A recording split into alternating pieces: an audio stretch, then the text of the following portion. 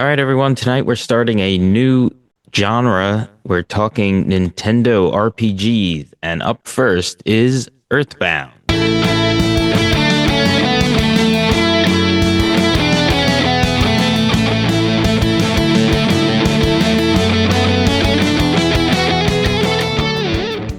Pete, why don't you give us your initial thoughts of Earthbound? Okay, yeah. So I'm excited to discuss this game because I feel like it's a game that a lot of people know, but maybe haven't gotten around to playing, or maybe never had a desire to play. So I didn't really know what to expect going into playing the game for the first time, and I would describe the game as charming, very charming, kind of weird. But actually, I was very impressed by it and how much detail is jammed into this game. So yeah, I'll leave it at that for now. But I'm really looking forward to this one. Tom, Earthbound, what do you say? Yeah, I have similar thoughts. I was excited to play this game, but didn't really do any research or know much about it going into it. I knew that Ness was the main character, and I knew that it was an RPG. But that's basically it. And I want to shout out Super Smash Brothers, which we talked about recently. So why don't you go back and check out that episode? But I feel like that's really brought Ness and Earthbound subsequently into the mainstream, at least for more global audience for gamers anyway. And that. Knowing that character from Super Smash Brothers is what made me interested in playing this game, so I wanted to give props to that. Yeah, and I'll just say I was excited to play this too. Growing up, this wasn't really on our radar. We didn't play this early in our gaming careers, but or our gaming history. But sort of the inclusion of NES and Super Smash Brothers spurred some of our interest, and it was a game I always wanted to play. Didn't get around to it until we decided to cover it for our Nintendo RPG category of the show, and I'm glad we played it. There's certain quirks and stuff about the game that may not be appealing to everyone, but for the most part, I thought it was pretty good, and you'll hear more of my thoughts and the rest of us coming up. All right, for those that don't know, I'm Anthony, and with my two brothers, Pete and Tom, this is Brothers and Boss Battles, the video game showdown. Here's how the show works. We pick a game that fits within a genre or category. In the first 3 episodes, we will discuss one of those 3 games in detail, talking about story, gameplay, effect on the gaming world, and more. The 4th episode in each grouping of our genres or categories is our Brodown episode, since we're all brothers, where we will have a courtroom-style debate, each of us defending a game of our choosing, while attacking the other 2 and ultimately declaring a winner. And as mentioned, our first game of the Nintendo RPG category is Earthbound. This was first released in Japan in August 1994 under the name Mother 2, and later as Earthbound in North America in June 1995. There was a port for the Game Boy Advance that it bundled Mother and Mother as Mother 1 and 2, which was released only in Japan in 2003. It then became available on the Wii U Virtual Console in 2013, the 3DS Virtual Console in 2016, the SNES Classic in 2017, and ultimately on the Nintendo Switch Online in February 2022, which is, I think, where we all played it. Yep, that's right. That's where I played it. Same here. Yeah, as we mentioned, this wasn't on our radar as kids. We never had it. So You said Super Nintendo is where it premiered in the North America, right?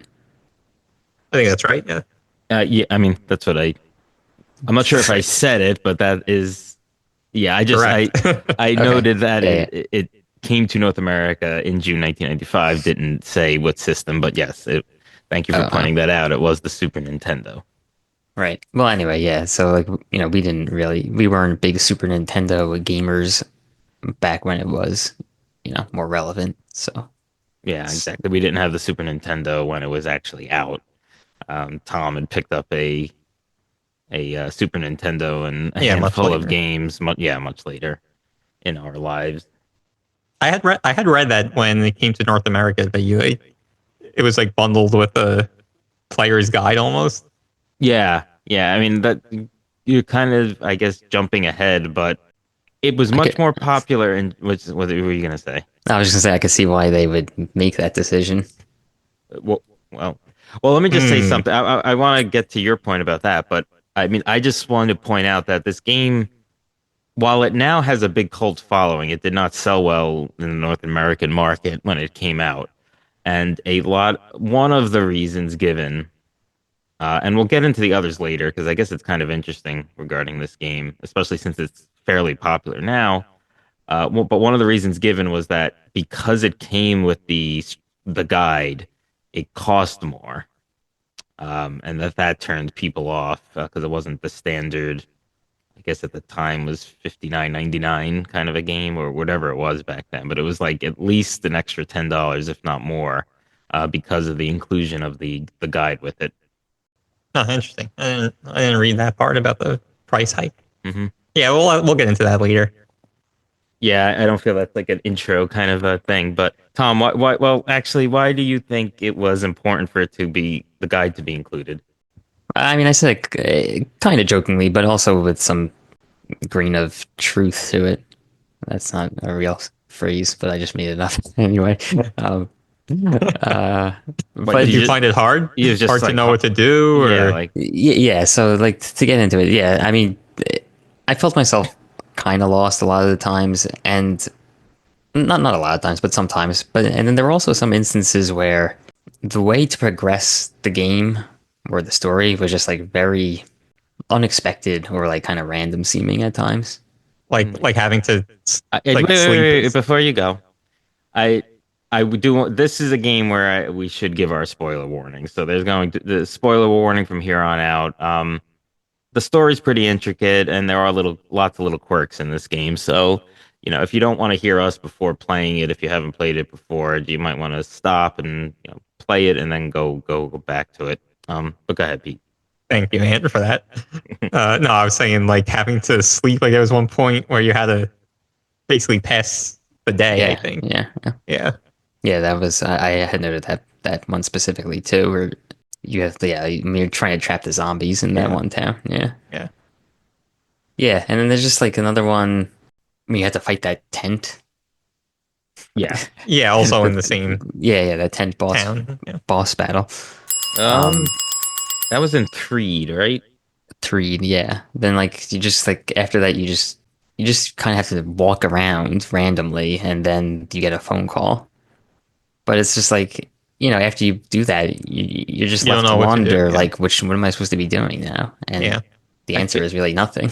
yeah, I feel like a lot of RPGs, especially from that era, kind of suffered from this, where it was just like hard to figure out. Maybe the AI wasn't there, or the programming wasn't there to like be at least even be able to talk to a character to kind of give you a clue of what to do. Though, Yeah. though I have to say, there really wasn't a lot of times where I felt lost in this game. No, there was a handful, which isn't a lot considering how long the game is. Yeah, But and yeah, there is one character who helps you along, and that of course is the hint guy. yes, I don't know if you how often you used him, but I felt his hints to be very relevant to hmm, the and helpful for the most yeah, part. So yeah, I did use him a handful of times. yeah. To Yeah, pay that's a him good point. a hefty sum, but Not really. I felt that well early on when you have Early on, yeah. yeah. Yeah, It's true. You get a lot of money. So just for a quick background of the game, it is an RPG. The main thrust of the game is that a sort of an alien meteorite hits your town of Onit, where Ness lives. He's sort of awoken from a slumber, and then he's visited by this bee called Buzz Buzz that sort of warns him that he's got these powers and he's going to recruit a team, and they are going to defeat this ultimate monster Gygus who is looking to take over the world essentially. Um, and there's a lot of interesting theories about Gygus on the internet and from people that have parsed together that we'll try to discuss later. But that's sort of the main thrust of it, and it's some of the interesting things about it though is how it's an RPG, and a lot of the RPGs, especially back then, always seem to have some sort of medieval setting, and there'd be knights or mages involved. And one of the key draws of this game, and one of the things that makes it unique, is that it takes place in a suburban American town essentially, and that was like purposeful from the creators. And you're It's actually Eagle Land, not America, but yes, but that yeah. I, you know Yeah, I know. it Sorry, just go ahead. happens to be the symbol of the United States. Yeah. But okay. But yeah, exactly. So, it's just like a town, and the your main protagonist is a cap wearing, kid. And it just sort of plays into those tropes and stereotypes, but in a somewhat like sarcastically funny way, while having, I guess, serious elements to the game too, I guess you could say. So it's very unique in its setting and its sort of feeling. Yeah, definitely different than other RPGs like, Dragon Quest, I think was around the Super Nintendo days and like, Even the early Final Final Fantasy. Fantasy. Yeah. Yeah. Yeah. Yeah, And so even I mean like that's definitely appealing to me. yeah, that was cool. And like, yeah, even just like the characters, like, Ness is like, he wields a baseball bat, and you have Jeff who is like the genius and he uses like, an airsoft gun. I think is one of the like the first like weapons that you get with him, and like Yeah. bottle rockets and stuff like that. Right. Yeah. So I mean, there are lots of characters in this game, and it's there's the four main characters of which you play. So we could might as well just start there. I mean, there's Ness, obviously, who's this young boy who sort of sets out on this quest, and he has this psychic abilities or telekinesis or telepathy or whatever, however you want to phrase it. And that's sort of how all of these characters wind up communicating with each other at first before they meet physically with each other and join the team. So after Ness, uh, he eventually finds Paula, who is this girl that was kidnapped, and then he rescues her. Uh, they then communicate with Jeff, who's in a boarding school far away, who is sort of like this, boy genius, and his father is Dr. Andonauts, who's another character in the game that you don't play, but he's pretty prevalent, and he sort of puts together this machine that gets Jeff to where the other two are, and then eventually, um, they sort of kind of imply that they take this like psychedelic sort of tea or whatever it is, or I forget if it's the tea or the magic cake or I whatever. think it's the cake. Yeah, and that's when they get a vision of Prince Pooh. Yes, that's right. His name is Pooh. And he winds up joining it. He's sort of like from a faraway land, and he winds up joining the team as well. So, um, those are the four main characters, and we'll get into them, I guess, as we talk more about the game and the level. The other thing that's interesting about this game is this very much was marketed as sort of like this 90s type of game, like Bart Simpson WWF attitude error kind of like game, like going into that. Like and just with like one of the main marketing promotions for this game was this game stinks. And it wasn't that it was bad, it was just that it smelled because you had villainous characters like um Belch Ma- or whatever. Yeah. yeah, Yeah, and like was it Master Belch or whatever I it think was. so. Yeah. Yeah. And like all of those things. So it really to me fit into that era. Yeah, I think again, not to try to bring this topic up again so soon, but I think that marketing strategy is kind of attributed to one of the reasons why the game didn't sell so well. But Yeah. That it is. I've heard that and read that as well. but yeah, so we kind of were talking about how it's so everyday little, boy in the American town, but as you did mention, they have psychic abilities, so that kind of, added that sort of magic element to Right. the combat and stuff.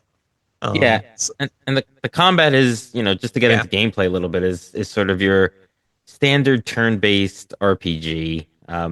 You're walking around in each of these towns you go to and talking to characters and buying items and learning new moves. But the main fighting mechanic is this turn-based.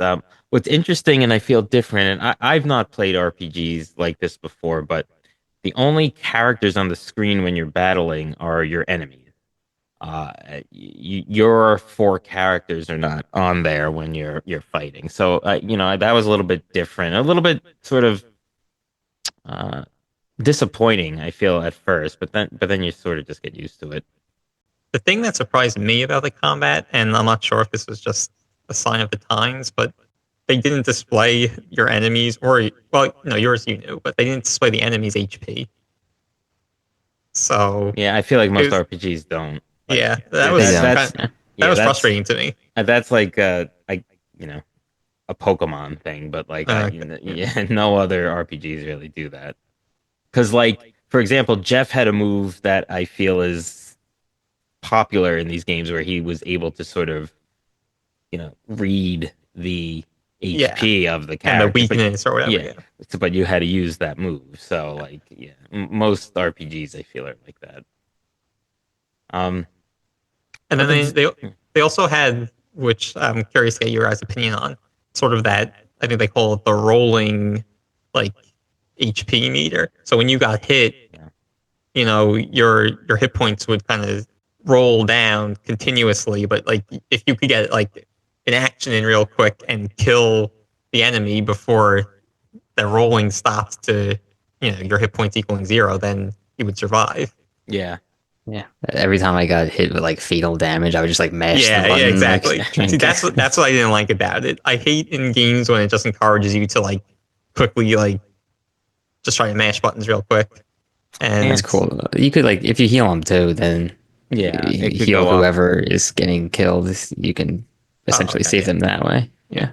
Yeah, I kind of like that though. It presented it was a unique element, and it certainly saved my butt a few times. Oh yeah, me too.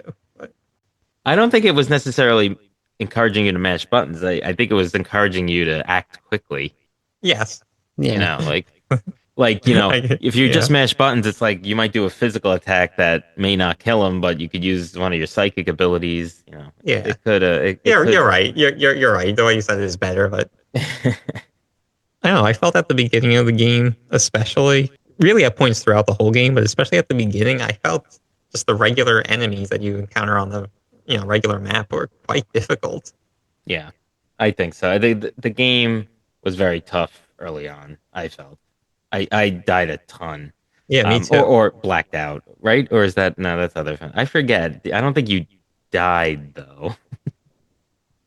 I mean, in essence, you did, but I don't think that Yeah, was the terminology I used don't in the know game. because when you had yeah, me too. But when other characters die, but not your whole party, they would look like angels with halos. Yeah. Right, you'd But have then to you would go go to the hospital and right, revive them, yeah, pay, and then revive them. But I did kind of want to stick with the gameplay for a little bit. So each character sort of had unique moves. Like Ness had the psychic abilities, Pooh had the psychic abilities, Paula had the psychic abilities, but she seemed to it sounds have like they're all the same. no, but I felt like they learned well, No, they're no, different. Yeah, because Pooh had all the like the star-based ones. Paula didn't really learn those, I feel.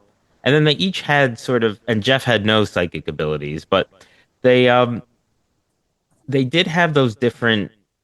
They did sort of have unique item move sets that weren't either your physical attack or your psychic ability. Like for example, Pooh had the mirror function where he could, I guess, mirror the enemy.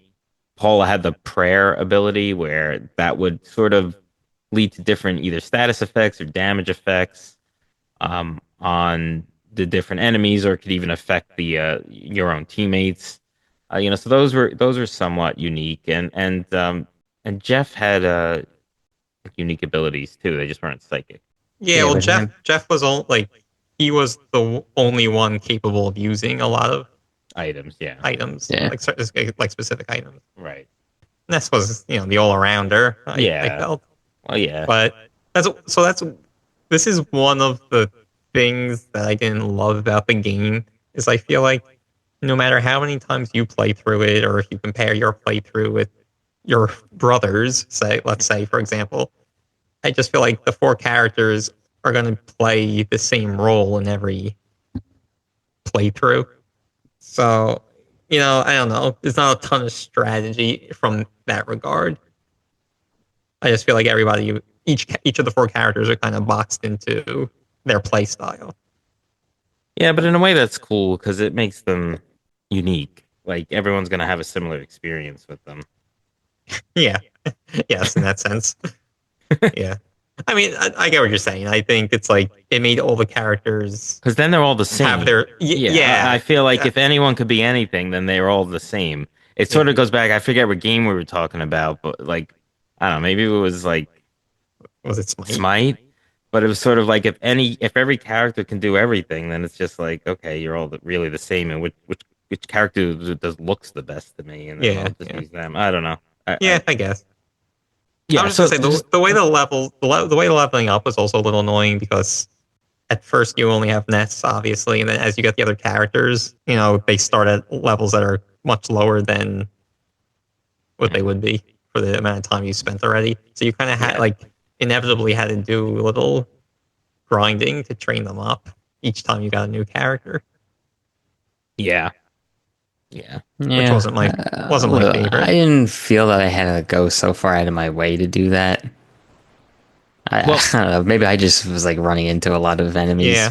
yeah, no, but that's No, the you're right. thing. I felt that way too, actually. And honestly, what sort of, I guess this goes back to the gameplay a little bit, but I felt this like, so the thing about this game is like you'd go through almost the whole level.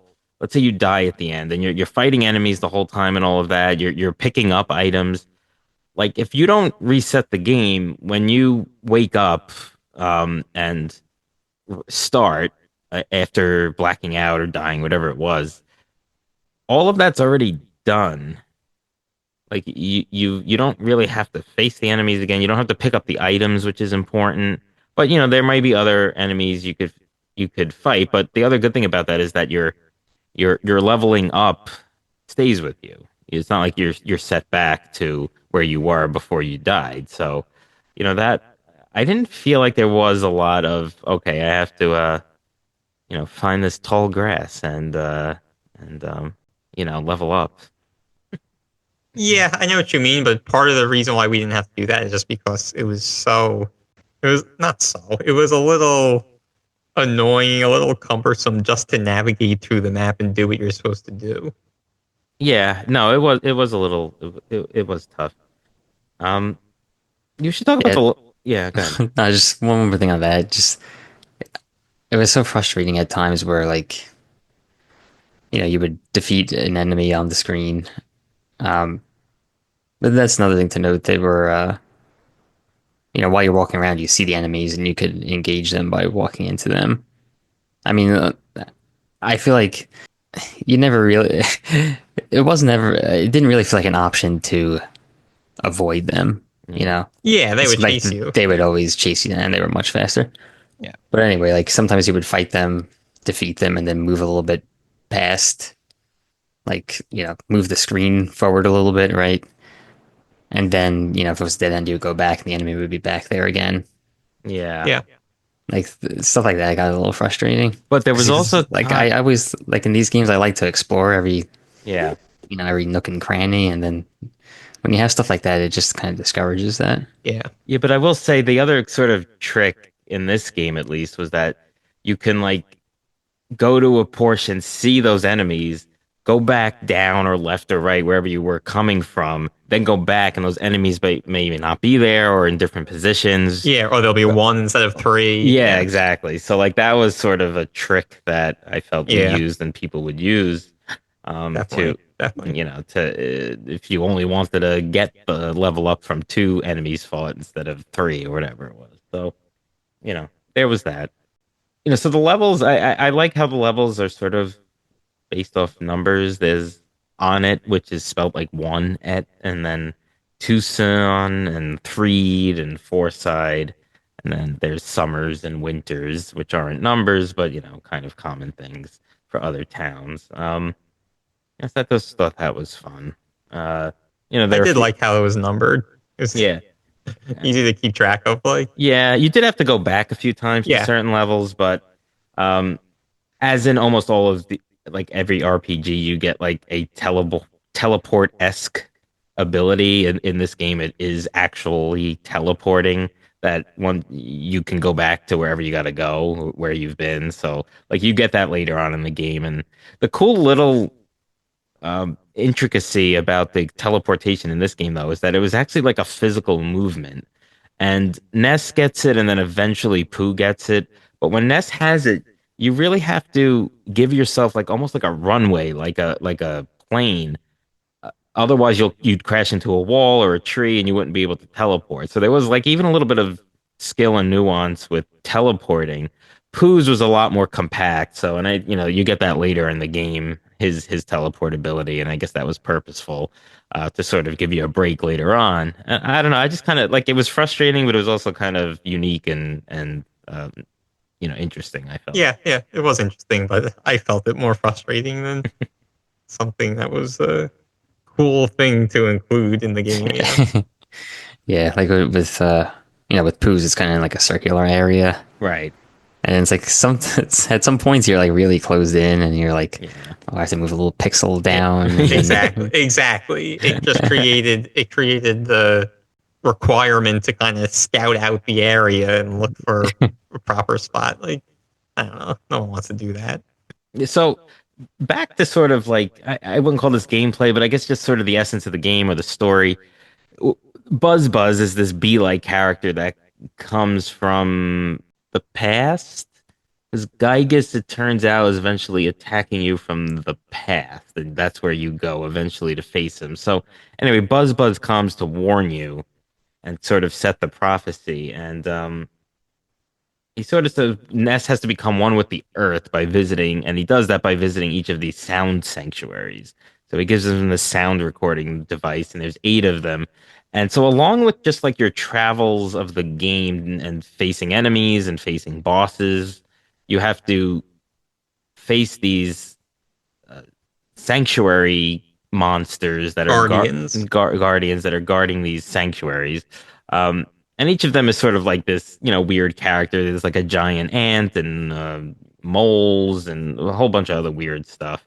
And you have to once you defeat that, you get to the sanctuary, and the sound stone that you have records a melody from there. And it sort of brings Ness back to like some point in his childhood. But all of that is required in order to, sort of beat it as well. So it's, kind of important. And another little intricacy of the game to get those along with progressing with the whole story. So, we'll get into a little bit of the story later. I think it's important, but that's another cool little different feature.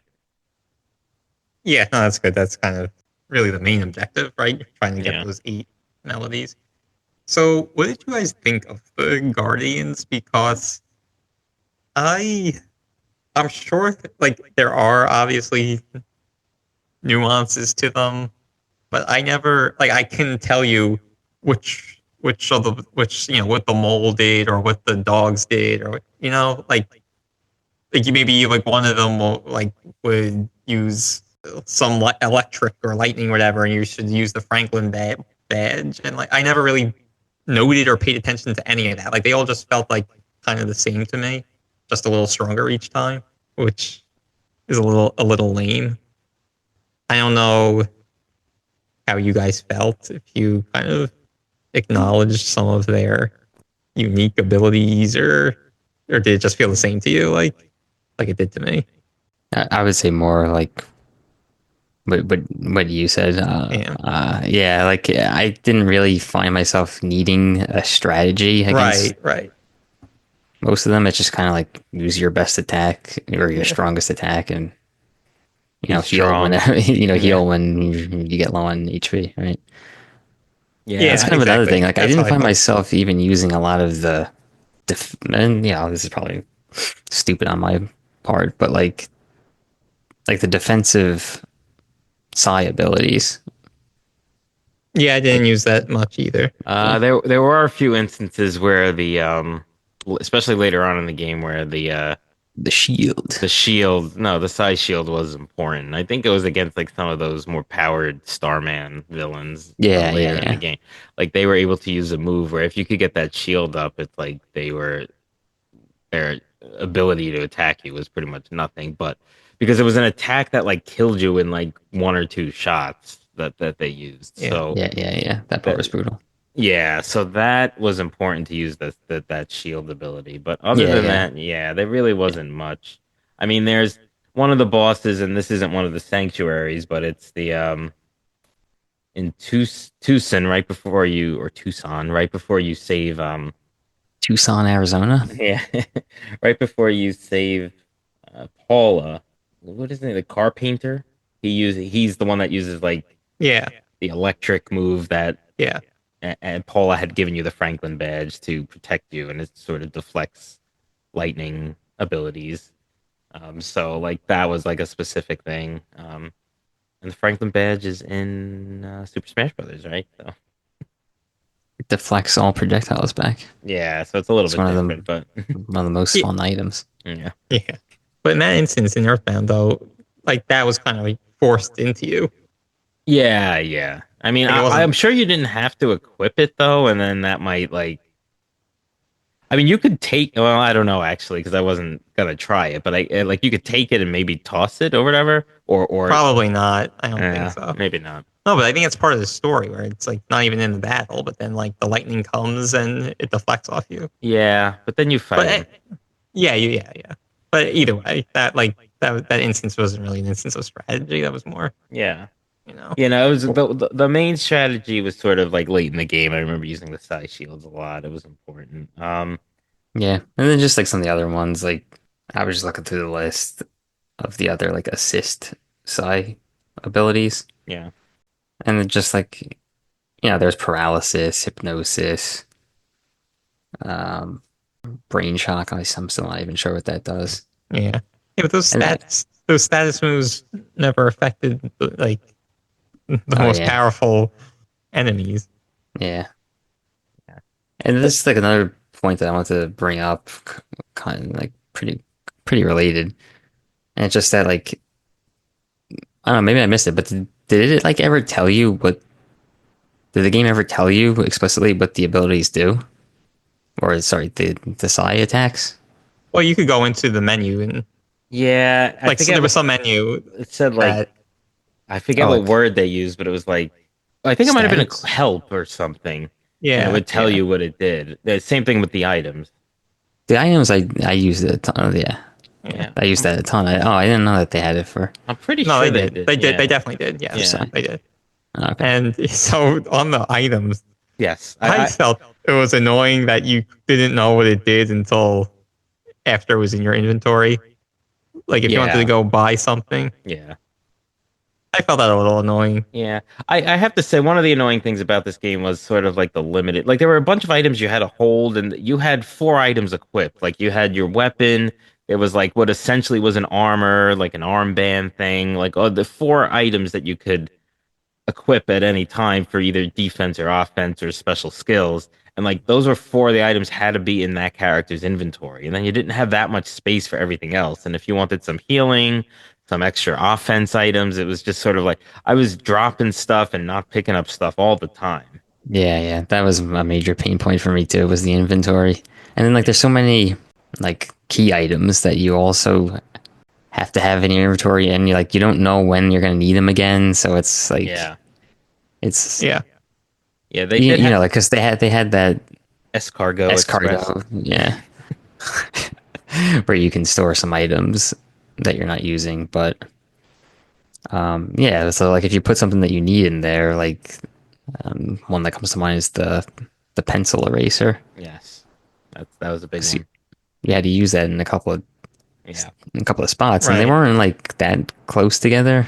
So like, yeah, if you happened to put that away, then you had to like, go find a phone and get the item back, and then probably have to drop a bunch of other items. Yeah. Yeah, that was an annoying system. I will say though, I never really felt like because I have all these equipable items and these key items that I'm like such lacking in healing items or like I never felt like, oh, I know I need these things, or I shouldn't say need because those would be key items, but I know these things would be really helpful to me, but I just can't afford to carry them. I never really felt that way. I felt that way a lot. I feel like there's a lot of times where, after you get to the town and you're in the thick of like where you're battling stuff, whether it be a cave or whatever, like I would just need health items, just or uh PP restore, Yeah, so then which you is could your still then you could use your health use your healing. cure Yeah. abilities, like Side caramel. So each character yes, a had Psy Caramel would help you restore yes. PP. I liked in So, one point in the game where it asked, "Will this water restore my PP?" or whatever like that. I don't know. Is this going past our clean rating on our I hope not. podcast? Another thing I wanted to point out that I know a lot of people have brought up is the fact that you walk pretty slow, like especially throughout the town, and you can early on when you're just playing as Ness pick up a bicycle to help you maneuver around the various towns a little bit more quickly. However, as soon as Paul is in your group, and whenever there's more than just Ness, which is really most of the game, you can't use the bike anymore. So it's sort of like Yeah, annoying. it is annoying, and I never used the bike, not even when I was just Ness. No. But for the majority of the game, you have more than just one party member. So Yeah. yeah, no, that's a good one. But back to the managing the inventory. The thing I found the most annoying about it was like if you picked up an item that was equipable by Ness, but you picked it up with Paula because Ness already had his inventory all full, then you had to like go to Ness's inventory, move his Yeah. move an item to Jeff, so there was an empty space, and Right. then go to Paul and move the equipable item to Ness. And that was like it should have been like a swap Yeah. item Yeah, option. I was missing that for sure. There were so many times where I had Yeah. to like, even like if somebody picked up an item that like only Jeff could use, like the Yeah, right. bottle Exactly. rocket or whatever. Yeah, it was just such a pain to have to move move the items around so many different ways. Yeah, or sometimes you just wanted, you didn't Yeah. want the same character to be holding 5 of the same item in case he died in battle. Yeah, it was really annoying. It was just I found it so difficult just because like I always needed people to have stuff, and it was then you would have to make sure you sold your old like weapons or armor or whatever to make room because like holding that stuff was really pointless. And then just Yeah, and then did you come across the case where like there was a couple of items like weapons with for Jeff that I couldn't sell for some reason and I couldn't drop like just like regular equipable items. oh, Like for some reason they were yeah, being treated as like key items, yeah, but they weren't. That is ringing a bell, yeah. actually. I think you maybe could use, store it with the. Yeah, that's what I ended up doing, but it Yeah. was just annoying that I had to do that. Yeah, for sure. The speaking of the items, one sort of funny thing is like one of the thing items like so Ness can use yo-yos and other things, but one of his main items are different bats, like baseball bats. So I had equipped a bat that was very strong at one point in the game, but like kept missing, kept missing, kept missing, kept missing. I was like, what I is did that too. Was that the what is- Casey bat? Yes, it's Yeah, the Casey yeah. bat. I was like, what is Yeah. going on? And then I finally read the description of it, and it was like essentially that it misses a lot. Like it's powerful, but it misses a lot. It's like I think it only has like a 25% hit rate or something. yeah, something like that. So it was like, and it was at a point in the game where I sold off a lot of my other weapons. So I was like, uh-oh. Because like if I can't do basic attack, because I like doing the basic attacks with Me Ness too. more so Me than too. even the psychic abilities. Like Same. like Paula, like you really had to use the psychic abilities because her physical Yeah. attacks were not that strong. But like with him, and it was just like, uh-oh. But then I think there was one more bat left. I think it was like that main Magnacant bat, like when you're in that sort of past dream world of Ness's. I think it's named after that. I don't think it's there, but anyway, I was able to get one that wasn't the Casey bat, thank goodness. And otherwise, it was going to be a rough go of it. I think. Yeah, Yeah. that was exactly my experience. So Yeah, I don't like know. Because you usually I'm- just equip it. It's like, oh, this is the strongest. I'm going to equip Yeah, it. yeah. And Yeah, it's like, yeah.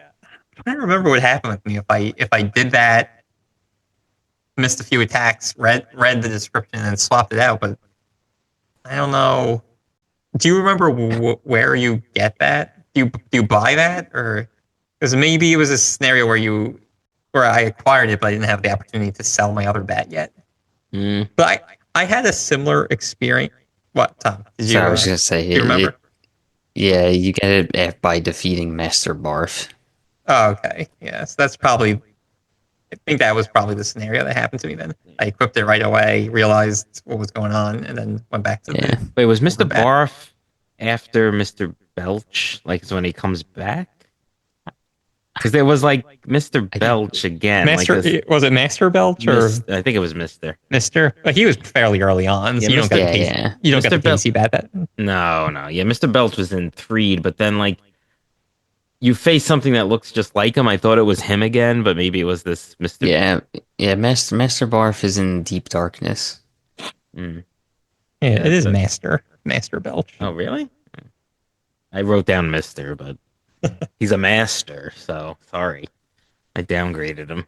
Yeah, but I had a similar experience kind of early in the game with like I think the slingshots had a lower accuracy than the bats or the pans or whatever. Yeah. So after learning that, then I never bought the slingshots again. Yeah, I will say money really wasn't a problem other than maybe early on, like you were alluding to, Pete. Like, so every time you call your dad, essentially, so he's like an off-screen character always, and you use the telephone to call him to save, um, uh, at different, usually in town, in like the hotel or whatever, there would be a phone and you could call, but he would also deposit money in your account. Depending on how long Yeah. it was between calls to him, and like, I so, think it was based on like the enemy, your experience that you got, Mm, the enemy, or the number of enemies you beat with. I don't think it was like a time thing. yeah. Oh, so whatever it was, but obviously the longer time in between, the more enemies you were likely to Right. face. So it, Yeah, but- that was another complaint of mine, and I don't know. This is probably common in RPGs for the time too. But like after the first couple of towns, money was really no object at all. Like it was just like whatever you wanted to buy, you could buy. Like you don't even have to hesitate. And Yeah, that always seems to be like a thing in RPGs throughout history, like even Yeah. up to modern times.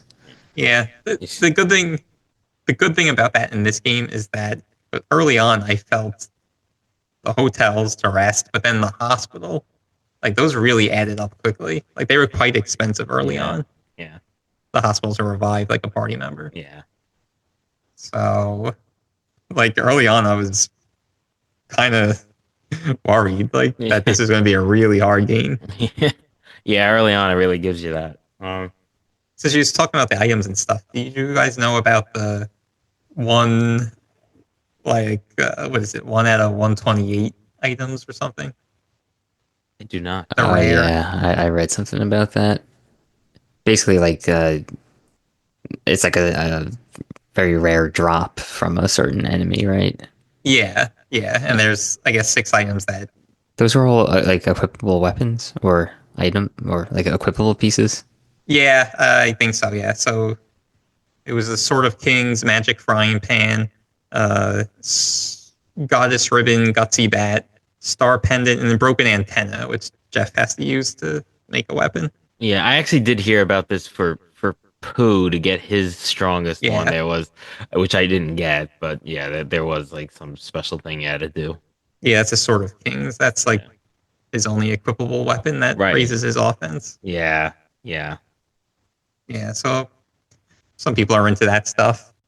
Obviously, it's not necessary, but it also, I didn't feel like, oh man, I have a decision to make. Should I try to get these? Like, Yeah, it's not even very practical.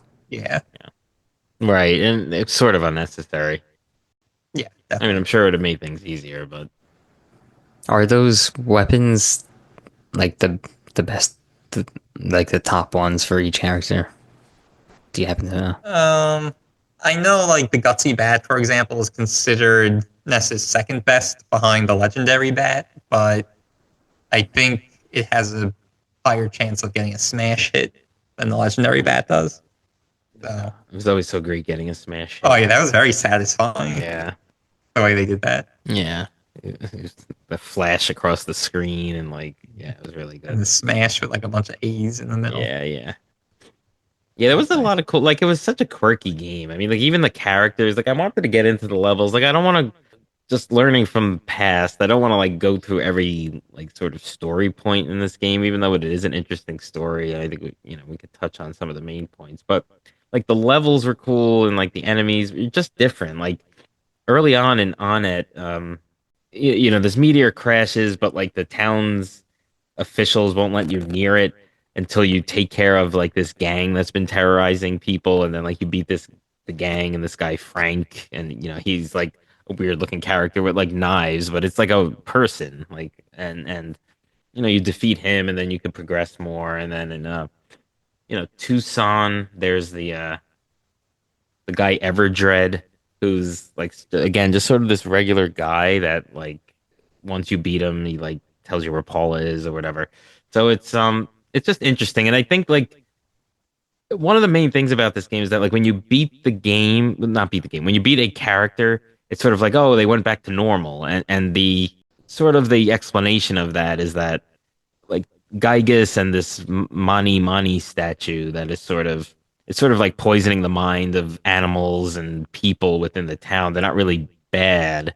It's just that like this otherworldly force is like making them do bad things. And that was also very interesting. In Tucson, you get to the part with the happyism cult, which I thought was Yeah, like I was gonna mention that. yeah, one of the most like fun and like Yeah, that's how I interesting felt for it. things in Yeah. the game, where it's like all of these like blue robed people, and like they're sort of like, oh, we're so happy, and like and it's just sort of, Yeah, it was like some sort of cult. Yeah. yeah, it was like making fun of something, whatever, but it was just like funny because it's like Carpainter was this, his name was Carpainter, was like sort of the leader of this, but he was being controlled by this Mani Mani statue, which came from this otherworldly sort of area. So, I don't know, I just thought that was funny and interesting.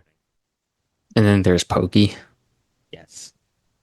So Pokey is sort of like the main human antagonist who is taken which you, over by Gygus. That's yeah, which you sort of, wouldn't really expect because he's just kind of like Ness's next door neighbor, who's like kind of like I guess a bully, right? well, he winds up bully. Yeah, he's always like talking He's just like smack. another, It seems like yeah, yeah. he's always saying like these stupid things to Ness, but it's like, yeah. So they kind of allude to the fact that he's bad, but then he really is like controlled by Gygus at the end. For South Park fans, he reminded me of Cartman. Yeah, Like, it's that kind like he of, was yeah, like wanted to be a tough guy, but it was really not tough at all. yeah, yeah, yeah. So he was kind of doing like a lot of the bidding for Gygus. It seemed like, they would refer to him as like, oh, a guy with a pig nose or whatever. It was like, captured this one or whatever. So it was like that. Um, but like Yeah, and then as, that yeah, go ahead. no, just continuing on with the cool, fun characters. There's the Mr. Saturns. Yes, Saturn Valley. Yeah, which I thought was really, I thought they were pretty cool and Yeah. charming. Another And then there callback was, to Super Smash Brothers. They were yeah, a usable item in that game. yeah, and they play a big role in the story of the game. But then also the Tendas in Tenda Village. Were those the ones that needed the Overcoming Shyness book? Yes, Yeah, okay, yes, yeah. But it's just so funny, like all these like random things. That was what's so yeah, funny about it. Like there was a pencil statue, so you needed a pencil eraser item to erase that statue, and then like yeah. And then there was an eraser statue, so you needed an an eraser. eraser statue. Yeah, the game did have like a lot of good humor to it. Yeah. Even the dialogue a lot of times was humorous. Well, there was the Yeah. aforementioned "Will this water restore my pee-pee?" joke, so I think that one always stuck out to me. My favorite was at the very beginning of the game. Um, I don't know if you guys are gonna find this as funny, but the neighbor liar exaggerate. You remember him? Yeah, I he mean, was that's the fun. guy who had the Mani Mani statue like Yeah, first. yeah, Yeah. yeah. But it was about like because at the beginning the meteorite or the meteor comes or whatever, and he's like, "Oh, I eat garlic and work out, so I was fine, but the weaker citizens probably fainted." I got Oh such a yeah, that kick was out of funny. that. Uh, I like Ness's dog too. oh He yeah, was just like very like lazy, he didn't want to do anything. And like the one time he went out with Ness, he was like, nah, that's it, I'm not going out again. Yeah. I also liked just one other thing. Actually, there's two other things in the Brick Road dungeon. I think they called it. But there's like a board that says "Good job, you made it." That's what the board upstairs says. Like I Oh, don't know. that It's there was a fun. lot of funny things there. So I was gonna bring up the Brick Road because it's essentially he was a man, a dungeon designer who created this like towering dungeon in a giant, I don't know, mountain, and then like you wind up using that mountain. That guy becomes part of your party for a brief moment, and you're like walking around with this giant structure, but he's like a man that built himself into this. So I just thought that was like wild too. Yeah, that's funny. And then you see his like face, Yeah, and you in talk to the him right. in the dungeon. And he eventually has like the submarine that you need and stuff like that. So I just thought that was like really funny too. Yeah, one other thing I found funny is like super corny, but like when you use the zombie paper to catch the zombies, Yeah. and then the guy is like, "Oh, it worked. Can't somebody invent a cute girl paper?"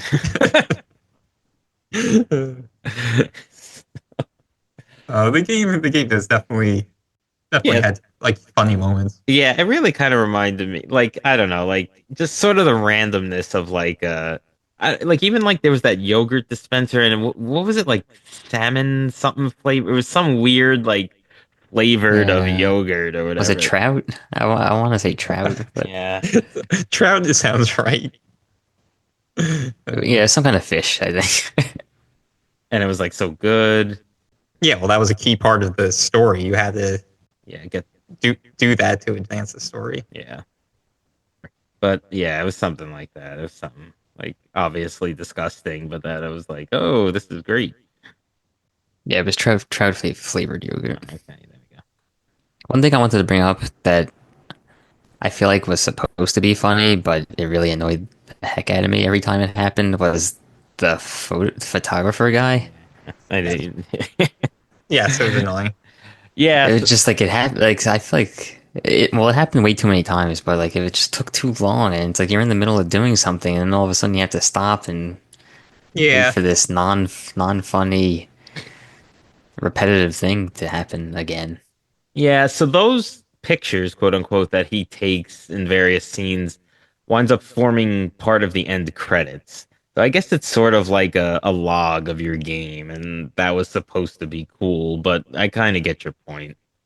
yeah, and there is a certain number of them, so like some players might seek out to get Yeah, all of like the gotta collect spots them where he. all. Yeah, but I agree with you. That was annoying and not funny. Yeah. I find it fun. The other thing I found funny was how like the parents like were just sort of like, "Oh yeah, let's go on this dangerous adventure." Like Ness's mom and then like Paula's mom and dad. Yeah, I know it had to be that way, but yeah, it's just funny. Um, that's because they were special. yeah, that's true. But back to the photographer, like there's other things too. Like there was a handful of those like concerts, and they just kind of went on too long. The Runaway Five concerts. Yeah, and then also Venus, I think her name was. I Yeah, think that she was did a later on. concert. But Yeah, like, but those are kind of cool because like they were such integral parts of the story. And like speaking of characters, like I felt like the Runaway Five, which seemed to include six members, but whatever. But like they were this band you had to help. Like they kept getting in debt to these like venue owners, and like you had to do things to get them out. And then they transport you and all of that. So again, just sort of like I don't know. It's just funny because it's like the world is literally at stake in the game, and there's just all these like quirky little like mundane things you have to do to like get to this point where you're saving the world. So I just thought that was funny. yeah, and then did you guys do like? Well, you mentioned like kind of one with the magic cake, but then also in like the Saturn Valley, like Yeah. those like hallucinations or whatever. The And those coffee, last, yeah. Yeah, that lasted too long too, and it was just nonsense. I just thought it was funny that they have like these essentially like drugged out hallucinations in this like kids game. But Yeah, they were kind of interesting. I don't know. They were like fun because it was like telling a prophecy or whatever, but it was sort of giving you clues like, what you had to do next. yeah. Well, since you mentioned telling a prophecy, right? Don't you kind of go through the game and you're basically being told that You're gonna win. you're gonna win? Yeah, Yeah, which but I that's guess that that's doesn't every ruin anything. game. I mean, Yeah, that's like exactly. when you Which beat. I kind of liked. Yeah, It's like, every game that you beat. I mean, other than ones with maybe like different endings and stuff, but most games you complete the story and you win, and it's just yeah, yeah. that's like the canon version. Is like you know Yeah, no, exactly. So yeah, I didn't have a problem with that at all. I thought that was added to some charm or whatever you want to call it. yeah. So what was your like? I like when we talk about like our favorite like levels or characters or boss battles. Yay! Well, we're gonna save this for the end, I'm sure, but I really enjoyed the final battle with Gigas. Gygus. I think it's Gygus. Gygus and Gigas. Um, Yeah. aside from that, I you guys go. Yeah, I just wanted to say, like, out of the four main actually, Ness's counterparts. I won't even count Ness, but I have to say, even though he didn't have psi abilities, I think I like Jeff the best. I mean, it was kind of you kind of got stuck with him if you didn't have a great weapon with him, or if you're facing an enemy that had like good defense against physical attacks, and you didn't have a lot of items for him to use. He kind of was useless. But I liked I don't know for some reason I liked having a good physical attack, and his was second to Ness and above Paula and Pooh. Is that what second to Ness means? Above Paul and Pooh. Yeah. Yeah. Yeah. Yeah. I don't know. I didn't. And he had good health. I feel.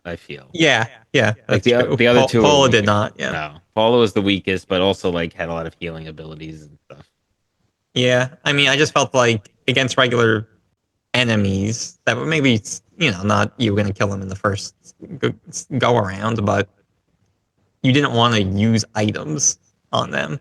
I don't know. I felt like there was a lot of times where I felt Jeff was useless. Honestly.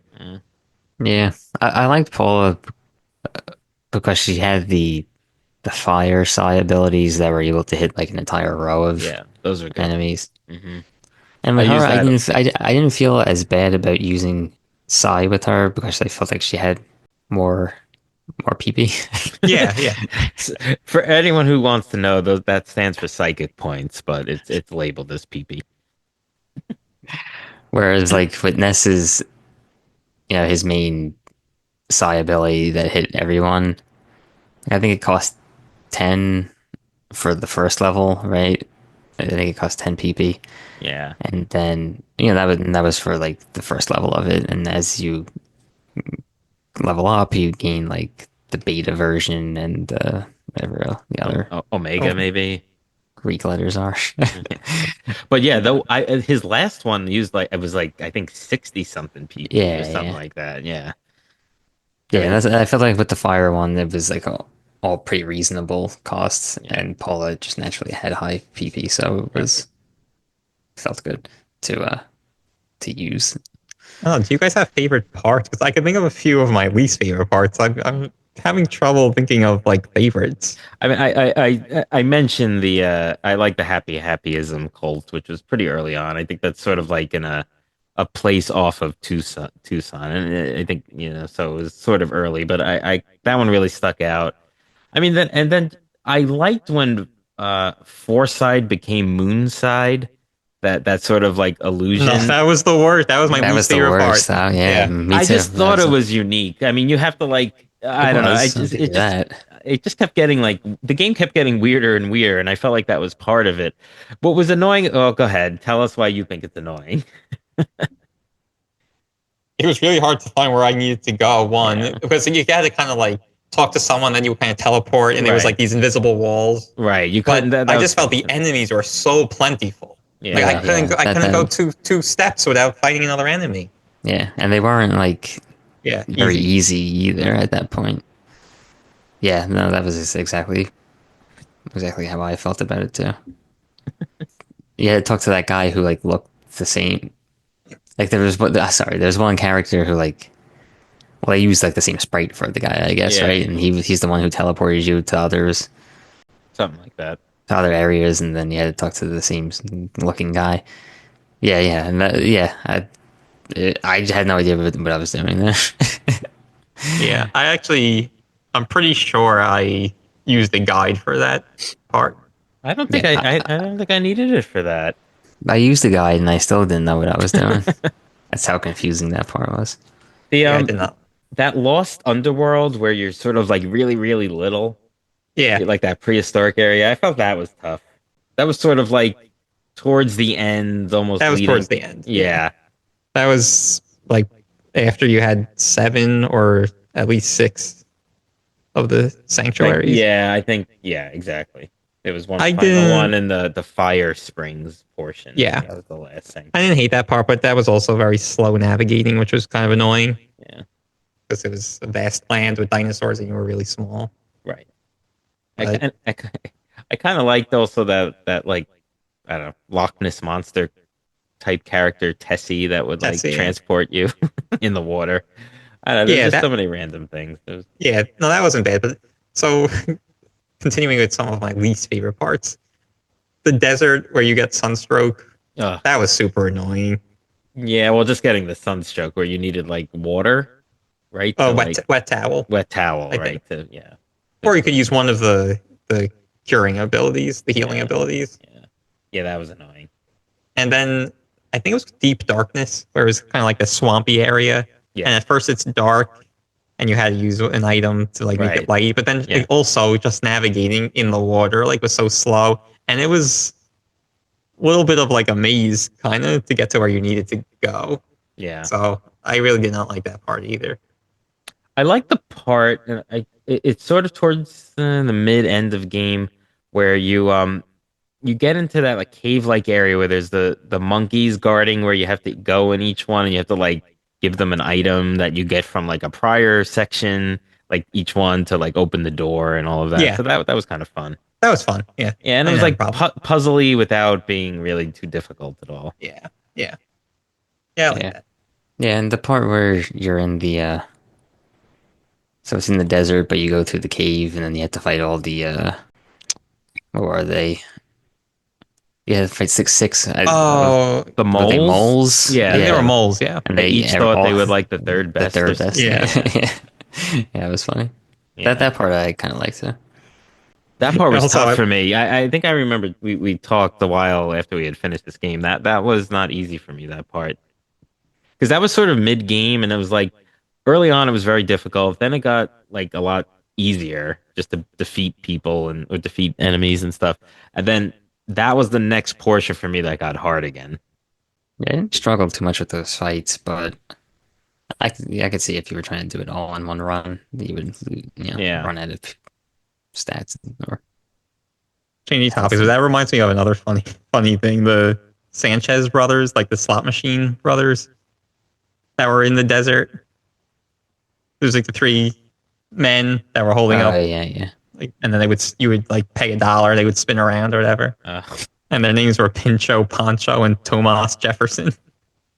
You guys don't remember that? no. I didn't remember the names. There's like a lot of I thought it was kind of cool. Different parts of the game, you like lose a character or two. For example, in one of the later levels, Paula gets kidnapped, and this is either I think this is before you have Pooh. So for a lot of those fights, it just becomes you and Jeff. It's in that mall portion, mall level. I think it's in Forside. Yeah, the Come big on, department store. yeah, Yeah. right. Yeah, that's there. And then you wind up fighting like an alien monster at the end of that and getting her back. And then there's after you get Pooh, his sort of like master comes to get him to teach him his like final move and he leaves the party for a while as well. I just thought that was cool. Just kind of added different dynamics throughout. I always like when there's like in an RPG or any game really where like you kind of not using the main character. So they didn't include something like that, but I thought that would have been cool. But outside of that, I felt like these characters coming and going were added some cool elements.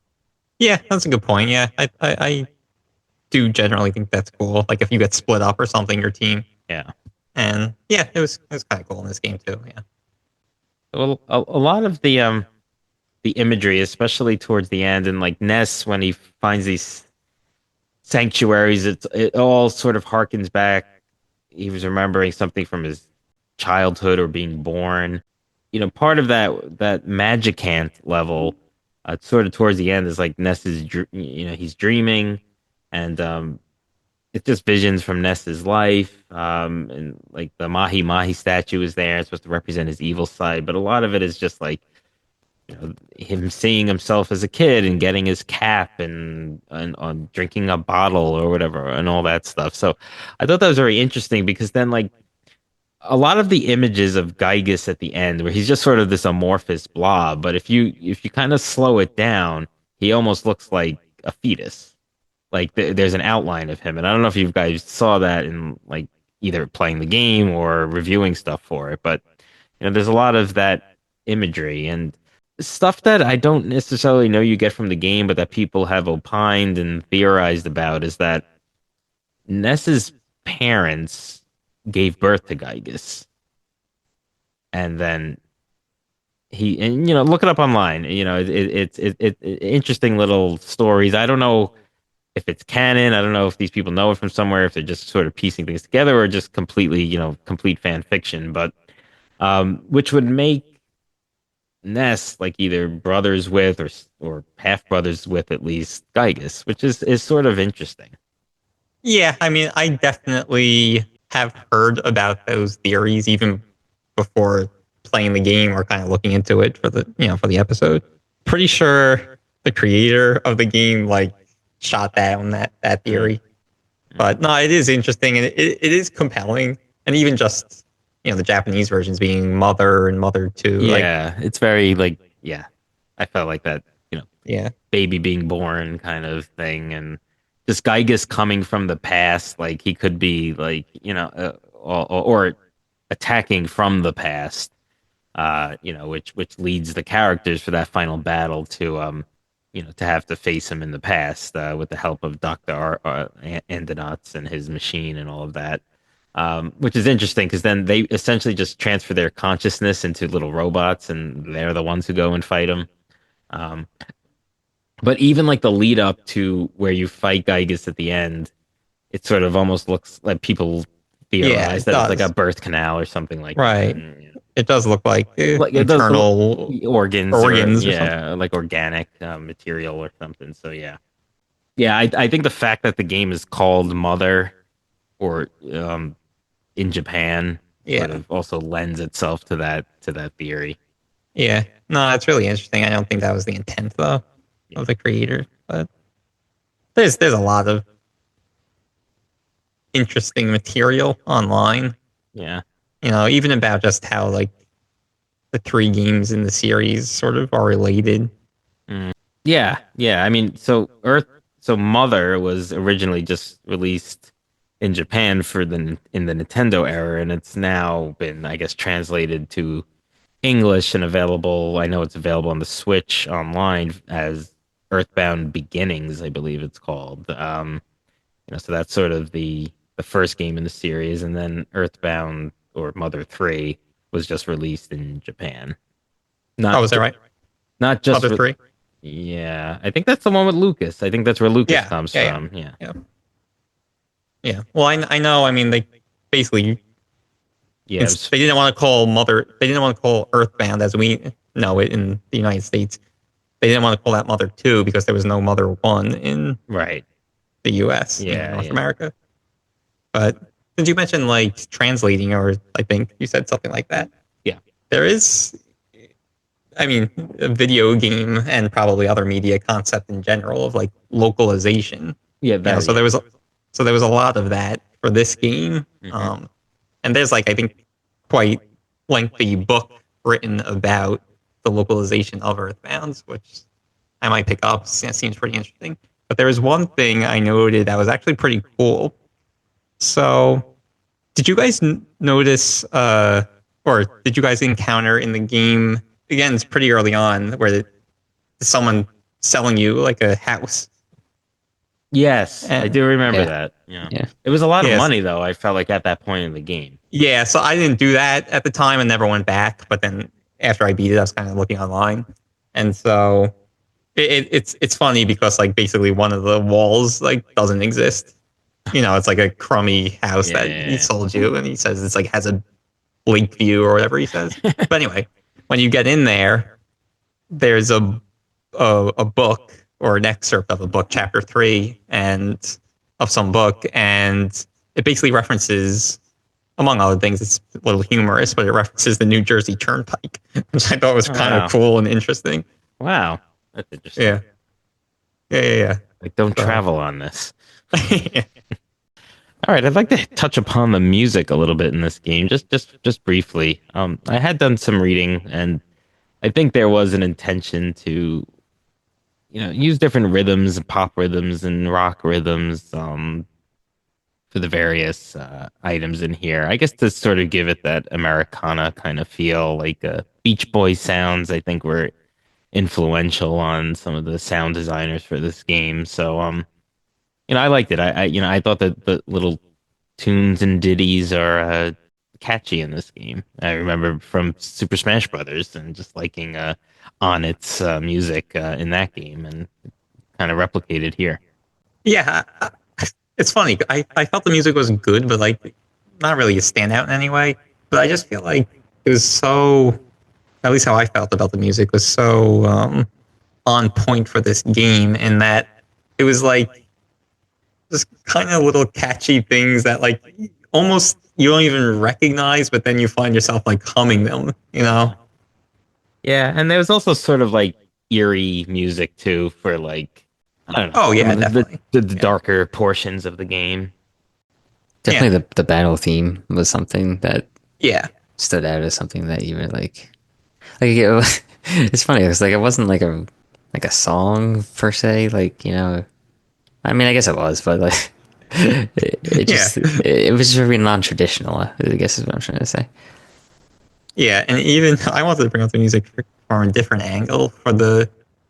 I guess it's the sanctuary bosses. I guess they all had a common theme, but that tune, or whatever you want to call it, became quite popular on the internet. I think in 2020, and it was like used in, I guess, memes, if you want to call it that.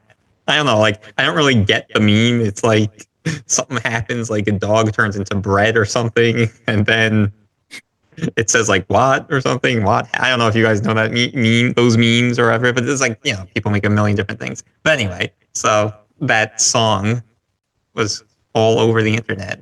They used that song 2020. for it?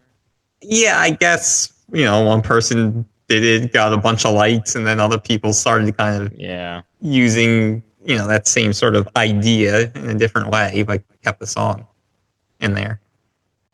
So, Okay. yeah, I thought that was interesting.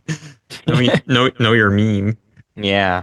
I'm not familiar with that one. I don't think. I wasn't familiar, and I don't get it. Like, I wonder, 2020, I'm thinking COVID maybe Yeah. jokes or something. Like, I don't. It wasn't. No, it didn't have anything to do. I just felt like Oh. everybody was just on the internet waiting to like something. So, Yeah. That Yeah. could be it. Yeah. So we definitely have to talk about the big boss battle at the end of this game. Maybe save that for the end, right before our final thoughts. Either of you have anything else you wanted to add, though? I had one or two things. Part of Peter's tidbits section of the show. Yeah. Well, we started with the meme stuff, so that's one right there. Little appetizer. But so I was talking about the localization and the reference to the New Jersey Turnpike. So this isn't necessarily localization, but there was some interesting like differences between the Japanese version and the North American version, or just things that I was researching that were kind of planned to be part of the game, but then were changed or eliminated or whatever. So I don't know. Maybe this part isn't so interesting, but Way to sell it. we talked about the pencil statues and the eraser statues. So in the Japanese version, they were octopus statues, and then I guess there's these type of Japanese dolls. I think it's called kokeshi dolls. So those were the pencil and erasers there. I don't know. Interesting. It's interesting that they selected pencil and eraser. Yeah. Those are very American things. Yes. Yeah. Well, although I do like the eraser. So Yeah, that's funny. maybe that's how that came to be. But and then you mentioned this part when Paula gets kidnapped by those monsters in the department store. I think Yeah. there is footage. There was a scene, I guess, in the code, like it would be almost like a cutscene where you see Paula being basically dragged by these monsters into the, like, I guess, little underground dungeon where you end up being, which didn't make the final cut of the game. I found that pretty interesting. And then Yep. Pooh, he has the move mirror, which you mentioned. Yeah. That was at some point planning to be a move called mantra, where it would make the enemies not focus their attacks on him. Which is I did hear about that. Yes. which is kind of useless, Well, move. if they made him like a super strong or a super like have a ton of defense, then it's sort of a cool move because it's like you strategically use it to focus all of the attacks on him while the other ones pound away at the enemy. Like that, I could. Oh no, I think I thought it was. I could have misread it. I thought it was the opposite, where they would avoid hitting him. Oh, So, okay. so well, to your point, maybe it's the opposite. If he was really powerful, had a high offense, but poor defense or HP, that could be useful. I don't know. But anyway, so they changed that to the mirror move, which I also never used. Yeah, there's a couple of cool YouTube videos that I'll shout out that I reviewed just as part of this research into the game. One I actually didn't finish, but it kind of had a lot of cool localization facts and it actually referenced the book that you did before, but it's from the Video Game History Foundation, and the video itself is called Earthbound's Most Hidden Secrets Revealed. And then another main one I used is Earthbound Complete Story Explained from Zygor Gaming.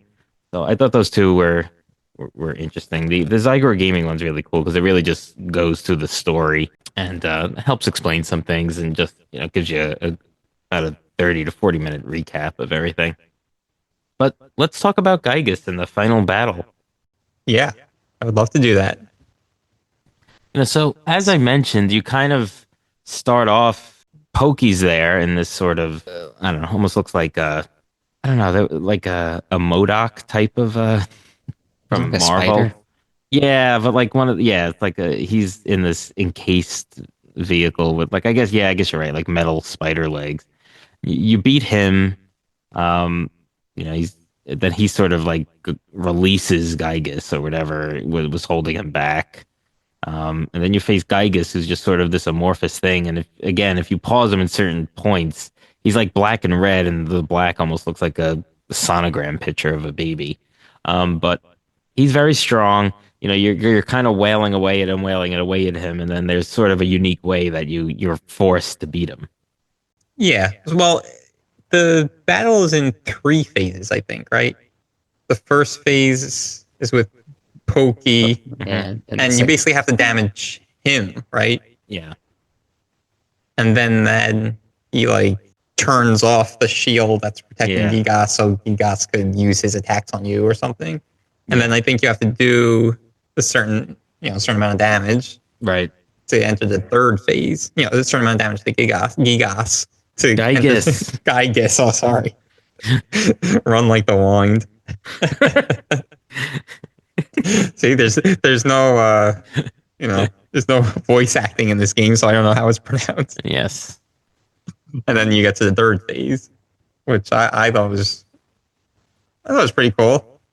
Yeah. I mean, But never thought the power of prayer would help us, but in a video game, but it in fact does here. yeah. So had you guys used prayer at any other point I actually did in the game? Me too. Yeah, I found it interesting. There was one time where it really screwed me though. I don't know, can it hurt you or can it just not do anything? I could have sworn one time it like hurt my teammates, but because it was sort of random. Yeah, I'm not sure. I think it could do something like restore everyone's HP back to full, but also the enemy's HP or something. Yeah, Like maybe there it were, was something like there, that. Yeah. I'm pretty sure there were instances where it could be disadvantageous to Right. have used based on Yeah. what result you get. Yeah. But sometimes when I was just like struggling with an enemy, I was like, all right, let me use this, see what happens. Or like Paula's PP was Yeah, out exactly. or something like that. Exactly. Yeah. But I kind of got lucky at the end of the game. I mean, first of all, I really thought the battle was like epic, and I really liked the fact that you have to use the prayer a bunch of times, and then like you use it, and then nothing happens, and you think like, oh, okay, now maybe now I have to just attack them a bunch and do a certain amount of damage. Then you have to use it again. But anyway, I kind of got lucky in the sense that I had forgotten that what was that, was it the phase distorter 2, or is that what they called it? That machine? Yeah, that you're gets flying? You. Yeah. So that thing, I forgot that thing could heal Disruptor? I think it might have been Disruptor instead of Distorter, but whatever. Whatever it was called. Not important. I forgot that thing could heal you. So like in the navigation towards the final boss, there's quote unquote regular enemies, but they were quite challenging. Yeah. So like, I was using a lot of my healing items, and then I died, and I had to like, revive people and whatever. So I didn't have a lot of items left when I got to the final boss. So, naturally in the final boss battle, if you're low on health, you would start healing with items and your PP and all that stuff. But all that was pretty depleted for me already. So it wasn't that long before I had to start using prayer because I didn't have any way to restore my PP. So I kind of got lucky there. I used prayer to restore my PP. And that is Earthbound. Yeah, it's kind of cool. Because what happens, and just one last spoiler alert, we gave one earlier, but it really is a cool part of the game. So you pray once, and it like shows like the people that were immediately helping you, like Dr. Andonauts and like in Mr. Saturn's and the Mr. Saturn village and stuff. And it's like, and they all prayed for the well-being of the team. And then like Paula prays again, and it's like it goes to Ness's mom and sister, and then it's like Paula prays again, and it's her parents in the daycare that they run, and then it prays again, and it's Frank, Jeff's friend, Jeff and his friend Tony in the boarding school, and then Frank back in On It, who is the one of the first bosses you face, and then Everdread, who's another boss, and then it's like eventually it's like the whole world is like on your side, like wishing you well, and like that's what eventually defeats Gygas. I don't know, I thought that was really cool. Yeah, and then what happens then? The last one doesn't the player answer the prayer? Yeah. So it's there are Peter times, did whatever. Yeah.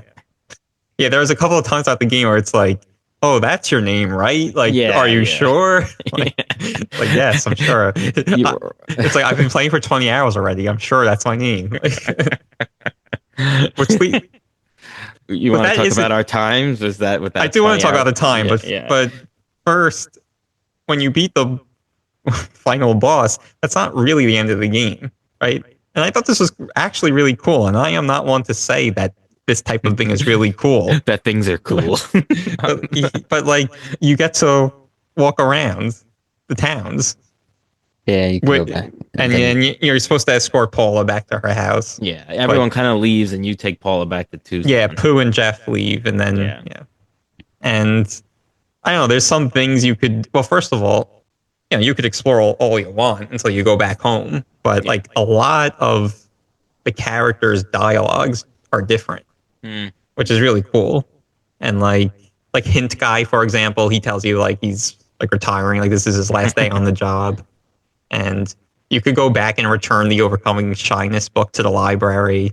Like there's a lot of cool little things, and like it was very satisfying. And I just, I could think of a million different games where it's like if there was this kind of element after the final boss where you're just kind of peacefully walking around. Like Yeah. it wouldn't do anything for me, but for whatever reason, I really like that a lot too. I don't know. Yeah. I Yeah, can't it say was enough cool. about it. Yeah. It really had a lot of cool feels, this game. It's just like it's so kiddie and kitschy and like jokey at points, but then it really does culminate in this big battle that's important. Yeah. All right, you want to get to the times? Yeah, so let me just say mine before. I looked back on the Switch, and if you go to the individual game, it'll show how much time you had. And I really only have ever played this game once, so it should be an accurate reading. So mine was 29 hours, 15 minutes. Oh my god, that's like Speed run, speed right? run. Yeah. Yeah, That's what it said. Yeah, I that's honestly great. did not struggle a lot with this game, That's at great. least far as like not knowing where to go. So yours was Yeah. 29 hours and change. Mine Yeah. was 39 hours and Wow. 20 minutes. Tom, you in the middle? I was 1 hour more than you, with 30 hours, 14 minutes. Oh, okay. okay. Yeah. Wow. Yeah. This is a long one for me. Yeah. It wasn't like my Oh, but I what was forgot. it, But I forgot to Pokemon trading card trading game card for me. It game. was like No, it was not 80 that hours. bad. It's like, I oh, forgot- so you got all the cards, right? I forgot to mention though. I just walked around town for 8 hours after I beat the game. Yeah, yeah. No. I wanted to ask before we wrap up. Common thing in RPGs is side quests. Did you guys notice if there was any? I didn't, and I didn't remember to look up if there were indeed any, but I don't think there were, and that's kind of like, I don't know, an odd thing, I feel like, for a game like this. Well, there were the secret weapons that Pete mentioned. I Yeah. feel like that is essentially side quests to an extent. Yeah, you're right. Anything else though? I mean, I mentioned the photographer guy before. If you Yeah. wanted to, it didn't do anything for you, but if you wanted to collect all the photographs, Right. You'd have to. Yeah. I mean, it's a Super Nintendo game, and it was really quite long. Yeah, maybe there wasn't. Yeah. Maybe it wasn't as common back in those days. Well, can you there's no like new game right after you beat it. It's like you essentially would have to start over. Yeah, I think so. Yeah. Yeah, and there's also, as there were with games like this for the time, there's also some interesting glitches that you could. Yeah, I did see that there was a glitch video on YouTube, but I did not watch it. Yeah, going through walls and different Yeah. things. Anything that sort of like I don't know, teleports you through levels or anything. Like I feel like that wouldn't be useful in an RPG because you'd be so under leveled. So it's not like in Super Mario 3 when in that like first level you can get all the flutes to get to the 8th level in like, a couple of shots. Like that wouldn't help in an RPG. So it's like I'm guessing it's not like those kind of things. Yeah, I mean, look, there's walking through walls where you could skip large portions of Wow. the map. So, but yeah, I mean, there's a ton of interesting stuff that people online will do a much better job at explaining than I can. But I do feel like it is a part of the game that I find interesting. The glitch stuff. Any one in particular? No, not really. I mean, like you mentioned the walking through walls, so that's always fun. Because like the way the map is set up, it's like a lot of times, if you go into a cave or whatever, it's not necessarily located right next to, the entry point of that cave. It's just kind of like wherever they could fit it in this large like square or rectangle. Right. So, you can do a lot of manipulations that way. Before I give my final thoughts, and maybe I could have even just included this in my final thoughts, but I feel Earthbound, like I would love for them to make like a series out of this. I think I mentioned to you guys, like it sort of like gives off to me like Stranger Things vibes, and it's a show that I like, and I feel like this could be really fun as that sort of like show that straddles between like a kid show, but like a little bit more mature in the sense that it does have scary elements or bigger elements and stuff like that. So I would just love for them like that to be the revival of this game because it doesn't seem like they're going to make more Earthbound games or Mother games or anything. So I don't know. I would just feel like that would be cool. I don't know if the Earthbound name has enough like cachet to it where it would draw people in for like a live action show, but I don't know. I just feel like it would be great. I could Yeah, definitely see it. Yeah. yeah. If they could like capture that quirkiness and humor that the game, you know, conveys, then yeah, I think that would be a great series. I would definitely watch it. All right, All right. you guys go. Final Yeah. thoughts. Yeah. I'll go first. I I enjoyed playing this game. I wouldn't say I really enjoyed playing this game. I'm having a hard time deciding whether I want to recommend this game or not because, like I said, it took me 40 hours almost to beat. So it really has to be something that you really want to invest in. Yeah. I I was kind of in a situation where I was able to like put a lot of hours in consistently at the time I was playing this game, which was nice. Like I feel like, which is not typical for me. So like in a busy kind of lifestyle, if you have, I just feel like if you're putting in an hour or two a day, like it's just gonna take you 30 days. exactly, and that's if you're not playing any other game. So I'm kind of on the fence, but I really thought there was a lot to like about the game and the humor and just like the interesting sort of elements of evil and all that stuff. So I would give it a recommend.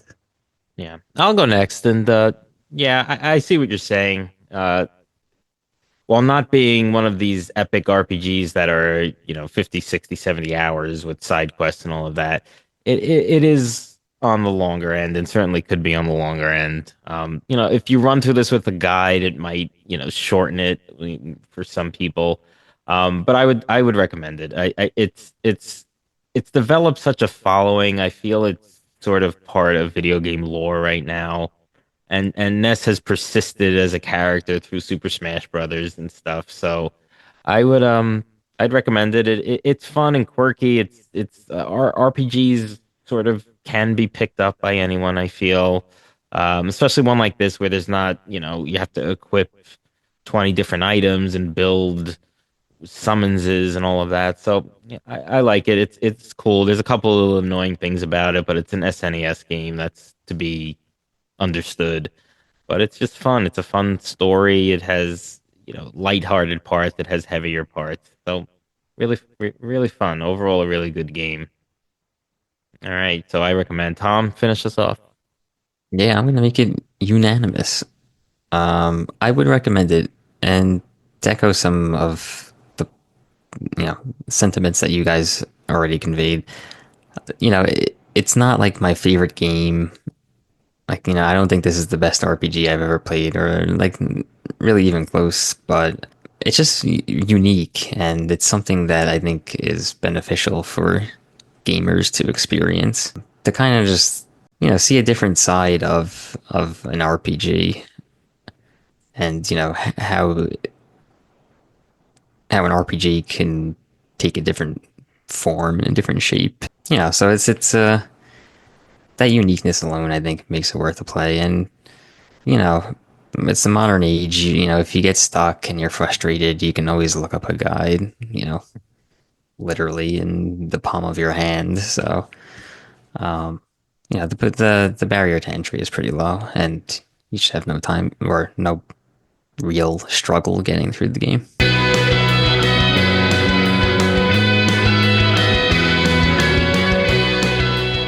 All right, there you have it. 3 recommends for Earthbound, the first game we're covering in our Nintendo RPG category for Brothers and Boss Battles, a video game showdown. Catch us on Instagram and X at Bros Boss Battles. That's BROS Boss Battles.